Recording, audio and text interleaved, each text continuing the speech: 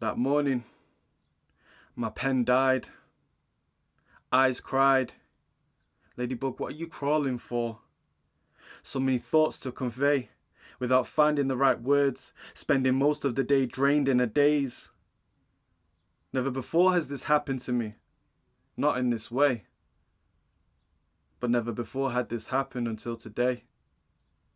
This day which seems so long, dragging on forever, shedding involuntary tears at the thought of what this now means, for the as well as the world. It was in my late teens when I went back and discovered his electrifying performance, bodacious personality, the boldness in which he spoke where most would have been afraid, that alley shuffle and a rope-a-dope he brought to the ring. But what were much more were the battles he fought in his life, from racism and oppression to civil rights and doubt, when critics had him counted out, only to come back and win his next bout. His journey with Islam, from where it started to where it ends. The truth always in his heart, coming from a land where no one really knew what it was, until he embraced it, proclaimed his love for it, and how only Allah can judge. Mr. Muhammad Ali, sir, I know plenty will want to claim you for their own.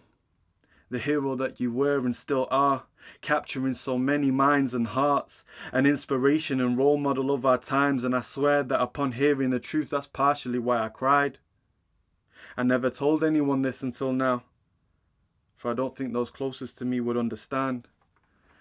But at the height and weight you stood, you were truly our heavyweight champ of Islam.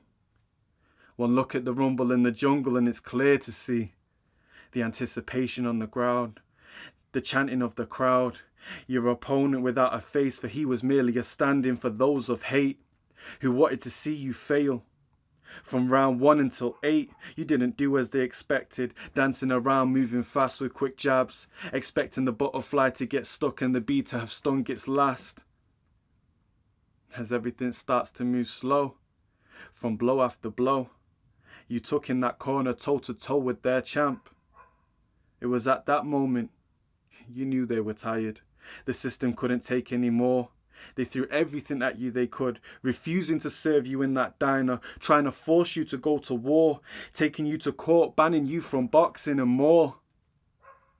But when they seen you wouldn't go down or dance around, refusing to go out without a fight, as their arms grew weary, their muscles tired, their lungs short of breath after taking you to that fine line between life and death. You came to life and took what was yours, God's light shining down, filling believers with faith as you hit with a left and a right, caving in the face of corruption with a barrage of punches. Their legs couldn't support them, their man swayed. Rejoice all around as your opponent hits the ground, bringing forth the true word. No matter how absurd critics would have pinned it, you changed their opinion with that win.